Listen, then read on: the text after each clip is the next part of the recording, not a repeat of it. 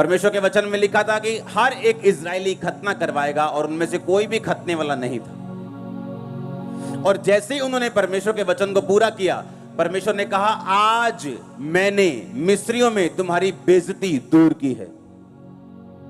जब आप स्पिरिट में चलते हैं, आत्मा में चलते चलते, जब आप परमेश्वर की एक्सपेक्टेशन, जो परमेश्वर चाहता है, जो परमेश्वर आपसे एक्सपेक्ट करता है, जो वो आपसे चाहता है कि आप करें, जब आप पूरी कर लेते हैं, आपका जो आसपास का माहौल है वो एकदम से चेंज हो जाता है। आपको नहीं मालूम होगा कि कौन सा आपका रिश्तेदार कब उसका दिमाग बदल गया और उसने आपको कहना शुरू कर दिया, यार मैं चर्च जाऊंगा। आप मेरी बात समझ रहे कि नहीं? आपको इसका प्रोसीजर मालूम नहीं, आपको कैसे हुआ ये मालूम नहीं। कैसे मेरे परिवार ने कह दिया, जो एक दिन विरोधी था, कि हम बपतिस्मा लेना चाहते हैं, कैसे हो गया?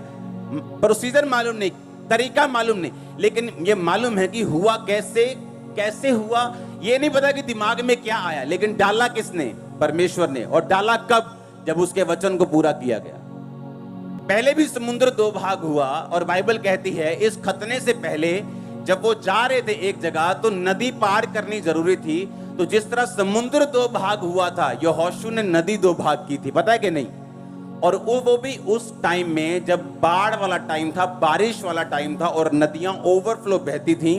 बाइबल कहती जब यहोशू याजकों से और लोगों के साथ बाढ़ के बीच में गया, तो पानी दीवार की तरह इधर और दीवार की तरह इधर, जिस तरह समुद्र में ठहरा था वैसे ठहरा रहा। इतने मिरेकल्स होने के बावजूद भी अभी तक इजराइलियों की नाम धराई बेइज्जती मिस्र में दूर नहीं हुई थी, क्योंकि अभी तक वचन जो था वो पूरा नहीं हुआ था। और जैसे ही उन्होंने वर्ड पूरा किया और खतना किया, और बाइबल कहती है जैसे ही वचन पूरा हुआ, तो परमेश्वर ने उनके दिमाग में, मिस्रियों के दिमाग में क्या डाला?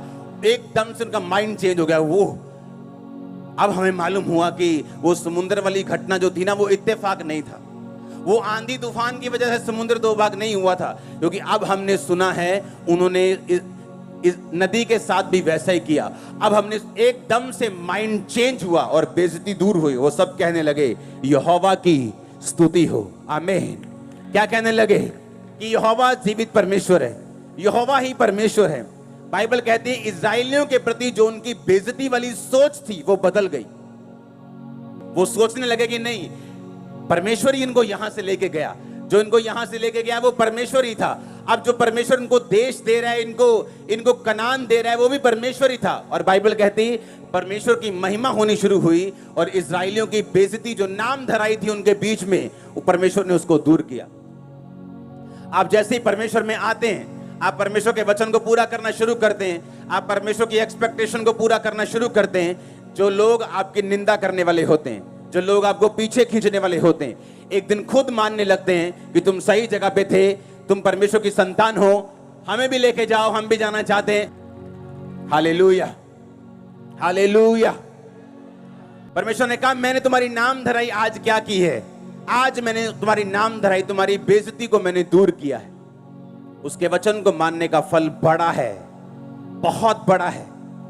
वो आपकी फाइट को खत्म कर देगा जो आपके घर में चल रही है। सरेंडर कर देंगे आपके एनिमीज, सरेंडर कर देगी वो बीमारी, सरेंडर कर देगा वो तूफान, वो फाइनेंशियल ट्रबल, वो कर्जा, वो बच्चों के नशे वाली आत्मा। हालेलुया।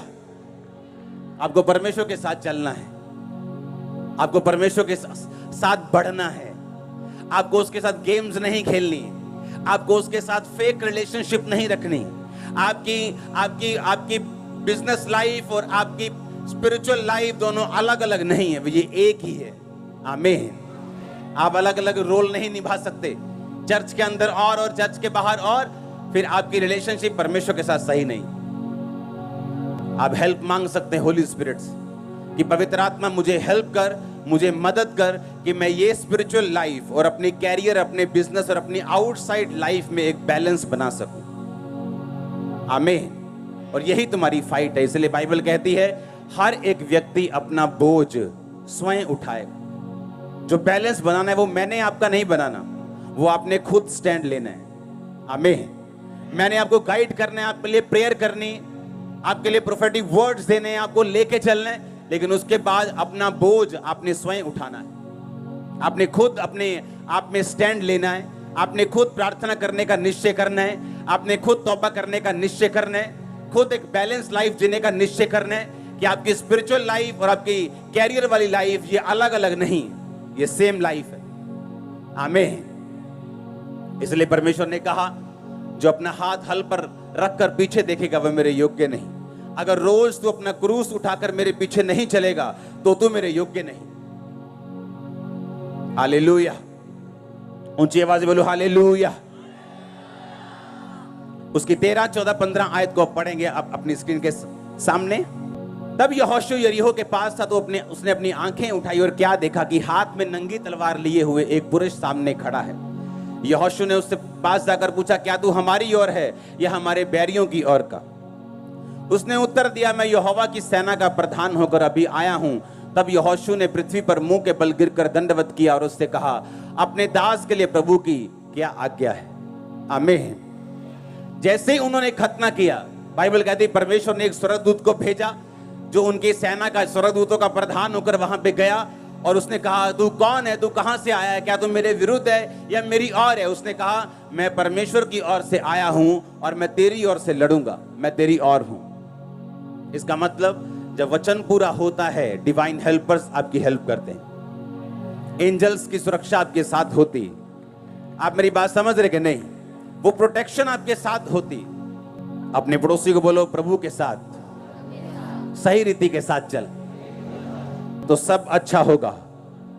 आमीन। उसने हमें एक मैनुअल दिया, एक बुक दी है, एक बाइबल दी है, एक वचन दिया है जिसके अनुसार अगर हम चलें तो परमेश्वर ने कहा सारी चीजें अपने आप फिट बैठेगी तेरी लाइफ में। मैं सभी तेरे परिवार को, तेरी फैमिली को, तेरे फाइनेंस को, तेरी सेहत को, हर एक चीज को फिट कर दूंगा जहां वो फिट होनी चाहिए अगर तू मेरे धर्म और राज्य की खोज करेगा तो। आमीन।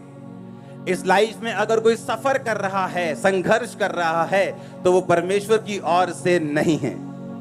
समझ आई कि नहीं? लाइफ इज ए स्ट्रगल, ये सबसे बड़ा क्या है? झूठ है। Life is not a struggle. आपने अपने बच्चों को स्ट्रगल करने के लिए पैदा नहीं किया। आपने ये प्लान नहीं किया कि चलो पहला बच्चा करते हैं ताकि ये सदा फाइनेंशियल मुश्किल में रहे, दूसरा बच्चा चलो सदा ये बीमार रहे, चलो तीसरा बच्चा करते हैं सदा इसमें मुसीबतें रहे, सदा जेल में रहे। ऐसा होता है कभी? ऐसा कोई नहीं सोचता। अगर आप नहीं सोचते, परमेश्वर ने कहा तेरी और मेरी सोच में जमीन और आसमान का फर्क है। अगर तू अपने बाल बच्चों को अच्छी वस्तुएं दे सकता है बुरा होकर भी, तो मैं अपने बाल बच्चों को अच्छी वस्तुएं क्यों ना दूंगा? अगर तू रोटी मांगने पर सांप नहीं देता तो मैं अपने बच्चों को अच्छी वस्तुएं मांगने वालों को क्यों नहीं दूंगा? Life is not a struggle, ये झूठ है। लाइफ स्ट्रगल तब है जब हम अपने पिता से, अपने परमेश्वर से डिस्कनेक्टेड हैं। हमें नहीं पता कि जीवित परमेश्वर कौन है, इसीलिए life is a struggle. Life struggle नहीं है, नहीं तो हालेलुया। लाइफ स्ट्रगल नहीं है, इसलिए परमेश्वर ने आपको बाइबल दी है। अगर आप यहोशू 6 पढ़ें तो उसमें लिखा, परमेश्वर ने कहा यहोशू ये सामने यरीहो की दीवार है, और आजकल की दीवारों की तरह वो 13 इंच या 4 इंच या 9 इंच या 18 इंच की नहीं थी, फुटों में थी। इतनी बड़ी मोटी दीवार थी कि उसके ऊपर घर पड़ जाते थे। समझ आ रही कि नहीं? घर थे उसके ऊपर, दीवार इतनी मोटी थी, इतनी मोटी दीवार थी कि उसके ऊपर कमरे थे, घर थे उसकी, इतनी मोटी वो दीवार थी। वो इतनी मोटी थी कि कोई तोप, गोला, कोई उस जमाने के जो आधुनिक हथियार थे उस जमाने के हिसाब से वो दीवार को हटा नहीं सकते थे। कुछ भी दीवार पे मार दो, दीवार को हटा नहीं सकते। वो इतनी मोटी बनाई गई थी और उस दीवार से उस शहर को घेर लिया गया था ताकि कोई भी एनिमी उस दीवार के अंदर ना आ सके, और उस दीवार के ऊपर फौजी खड़े रहते थे।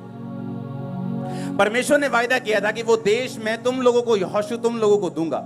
और परमेश्वर ने कहा यहोशू जा और उस दीवार के रोज एक चक्कर लगा के आ, रोज याजकों को साथ ले जा, वाचा के संदूक वचन को साथ ले जा, और रोज उस दीवार का एक चक्कर लगाना और कुछ मत बोलना। 7वें दिन 7 चक्कर लगाना। जब 7 चक्कर पूरे हो जाएं, याजक नरसिंगा फूंके, और जब नरसिंगे का शब्द सुनाई दे, सब लोग हालेलुया के जयकारे मारना, दीवार गिर जाएगी।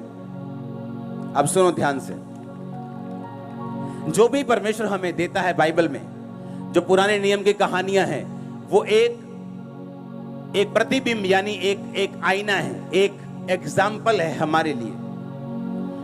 बाइबल कहती है, परमेश्वर ने कहा याजकों को साथ लेके जाना। यानी आपकी लाइफ में भी ऐसा समय आता है, मेरी लाइफ में भी आया, जब हमें मालूम होता है कि ये जो दीवार है, ये जो मुसीबत है, ये जो बीमारी है, या जो ट्रबल मुझे घेर के खड़ा है, इसका ना तो कोई मेडिकल हल है, ना कोई दुनिया इसका हल है, ना मेरा माँ प्यो इसका हल कर सकता है, ना मेरी पत्नी, ना मेरा पति, ना मेरे बच्चे, कोई इसका हल नहीं कर सकता। इसका हल सिर्फ परमेश्वर कर सकता है। समझ आई कि नहीं? ऐसा आपकी लाइफ में अगर नहीं हुआ तो वो होगा, ताकि परमेश्वर अपनी उपस्थिति साबित कर सके कि मैं तुम्हारी लाइफ में जीवित हूं। अब हुआ क्या? बाइबल कहती जैसे ही वो जा रहे थे, उन्होंने 7 चक्कर लगाए। आपकी लाइफ में जो इम्पॉसिबल चीजें हैं, कि आपका पति 20 साल से शराब पी रहा है, आपकी सुनता नहीं, लेकिन जब आप चर्च में आए आपको मालूम होना चाहिए अब वो आपकी सुनने वाला है। लेकिन वो होगा कैसे? ये परमेश्वर ने एग्जाम्पल्स दिए हैं बाइबल में। उसने कहा जब तुम 7 चक्कर लगा लेना तो जय जयकार करना। और बाइबल कहती है वो पहले दिन जब गया तो वाचा का संदूक यानी वचन को लेके गया और याजकों को लेके गया। आप जानते हैं कितने क्रिश्चियंस हैं इस दुनिया में जो ब्रेक हैं, जो टूटे हुए हैं, जो परमेश्वर से दूर हैं, लेकिन है क्रिश्चियन। कारण क्या है? कारण यह है कि वाचा का संदूक वो साथ लेके गए।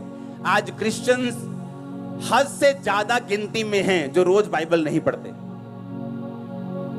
आप जानते हैं, आपने लंगड़े चलते हुए हर संडे देखे हों तो भी आप विश्वास में बने नहीं रह सकते जब तक आप खुद बाइबल नहीं पढ़ेंगे और खुद नहीं सुनेंगे। आप मेरी बात समझ रहे कि नहीं? आपने अपने सामने मुर्दा जिंदा होता देखा हो, अंधे देखे हो, पागल संगलों से छूटते हुए देखे हो, तो भी आपको वचन पढ़ने की जरूरत है। आपको मालूम, अगर आप वचन नहीं पढ़ेंगे, आपकी स्पिरिट में शैतान अविश्वास के साथ और अपने ऐसे वचनों के साथ और अपने ऐसे क्वेश्चंस के साथ अटैक करेगा जिसका जवाब आपके पास नहीं होगा, क्योंकि शैतान कभी भी इमोशनल जवाबों से नहीं मरता, वो वचन के जवाबों से मरता है। आप समझ रहे क्या? हाँ, आपके इमोशंस क्या है कि आपने लगड़े चलते हुए देखे, वो इससे नहीं मरता। आपके अंदर वचन क्या है? और बाइबल कहती है वो वचन को साथ लेके गए, वचन उठाया हुआ था।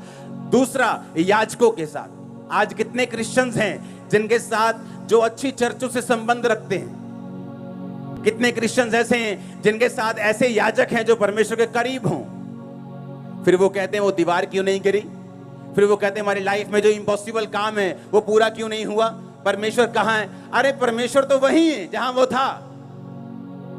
परमेश्वर तो तब भी था जब यरीहो की दीवार नहीं गिरी थी, वो तब भी था जब गिरी थी। अब बात यह है कि परमेश्वर की हुक्मों को, उसकी आज्ञाओं को, उसके जो हुक्म हैं उन्होंने माना कि नहीं माना। और परमेश्वर का हुक्म था अगर तुम इम्पॉसिबल दीवार को गिरते हुए देखना चाहते हो तो याजकों को लेके जाओ, याजकों को सुरक्षित रखो और याजकों को के साथ जो वाचा का संदूक है वो हो, और उसके बाद नरसिंगे हो, वर्शिप हो, और उसके साथ तुम चलते जाना। आज कितने लोग ऐसे हैं जो अच्छी संगतियों से संबंध रखते हैं? लोगों को लगता है जो घर के पास है वहां चले जाओ, पैसा बचा लो। किराया बहुत लगता है चर्च जाने में, तो पैसा बचाते हैं। पैसा तो बचा लिया पर दीवार वहीं की वहीं खड़ी। उस दीवार के पीछे कितने करोड़ों बैठे हैं, कितनी ब्लेसिंग्स बैठी, वो नजर नहीं आई, लेकिन वो किराया नजर आया जो चर्च जाने में लगता है। वो नजर नहीं आया जो उसके पीछे श्राप है वो टूटेगा, वो नजर नहीं आया जो उसके पीछे कितने बंधन है वो टूटेंगे, वो शैतान जो जाएगा, वो बीमारियां जो जाएंगी, वो श्राप जो घरों से, नशे के जो चीजों के खत्म होंगे, वो नजर नहीं आया।